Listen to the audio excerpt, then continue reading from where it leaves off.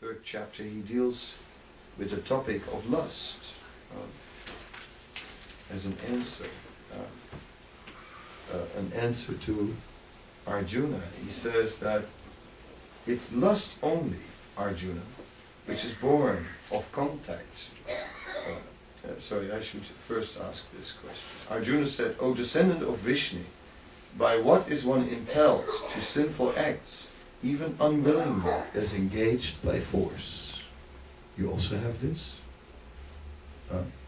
You know that it shouldn't be done. You don't really want to do it either. And still, you do that sinful activity. You know what I mean? Arjuna has that problem. And who doesn't? Everyone is in the same position. This is our position, exactly. Even unwillingly, as if engaged by force. By what is one impelled to sinful acts? The Supreme Personality of Godhead said, it is lust only, Arjuna, which is born of contact with the material mode of passion and later transformed into wrath, and which is the all-devouring sinful enemy of this world. Lust, I want it. Lust for me to enjoy. Oh, yes, lust, I must have. And generally, we call it love in this world. But as long as there's a selfish element in it, it's not love. Real love is completely selfless. Oh, I love my son like anything. I want him to be a doctor. So that he can give glory to the family. I want the best for him. He shall become a doctor. Help, I'm afraid of blood. Doesn't matter. You shall become a doctor. No. The thought of going into a hospital. Anyway, you shall be a doctor. Yes. Bring glory to the family. So, in this way, we force the youth to be a doctor.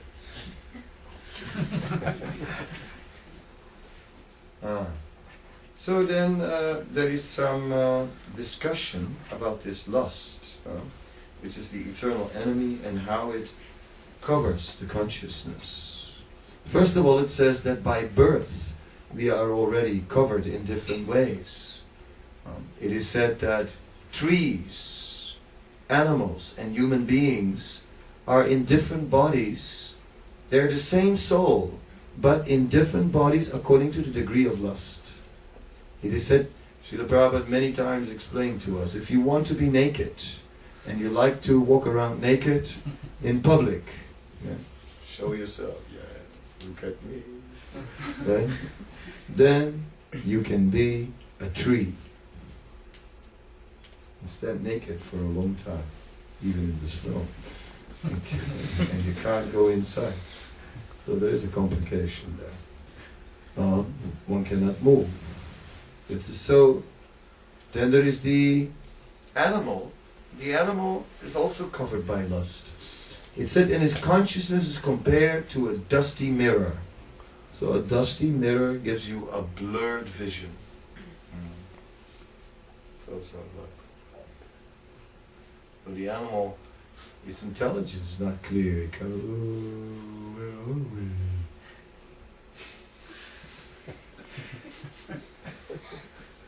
Very difficult to figure it out. Right? Yes, so it's a difficult bit. Human birth is a fire covered by smoke. So the smoke is not constantly the same. It comes and goes. So in human consciousness, sometimes there is more smoke, sometimes less smoke. Sometimes moments that it's crystal clear. It's all about Krishna. Next day, forgotten. Who was it about? Me, mirror, mirror on the wall. Who is the most wonderful of all? Guess who? And zing. The mirror cracked.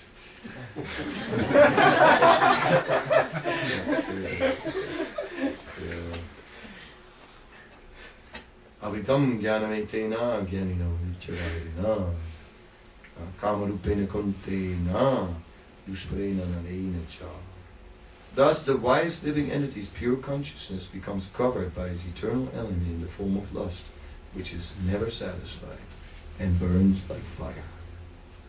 Never satisfied. Yes.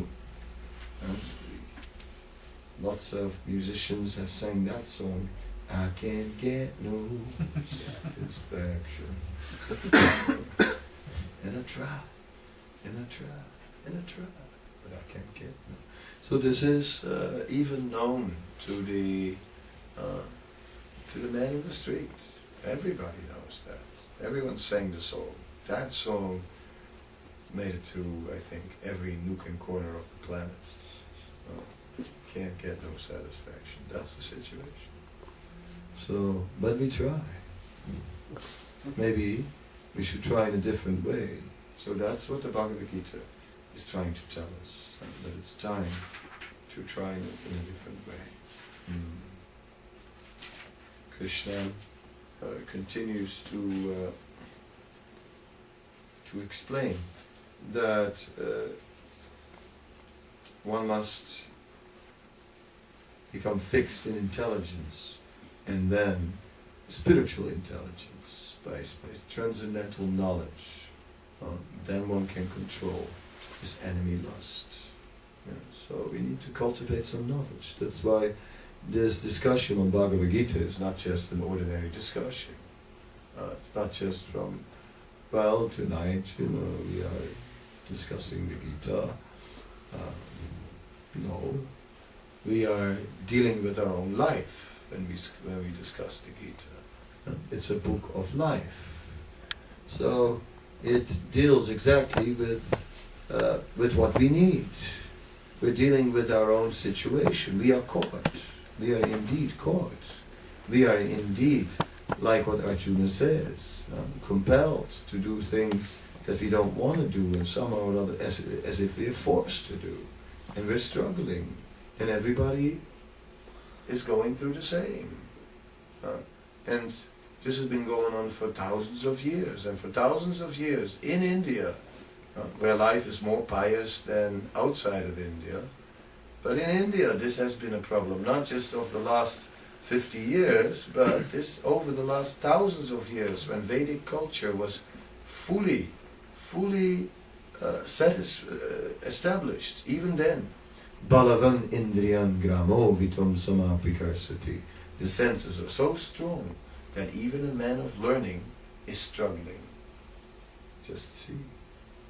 So this question of Arjuna is confirmed that even in a Vedic context, what to speak of the modern one, now we all live a double life. At night, devotee, and in the day, Mr. or Mrs. Miss. Yeah.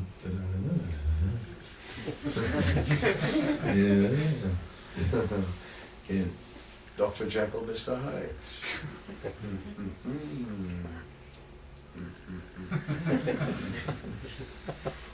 Yeah, that's the difficulty.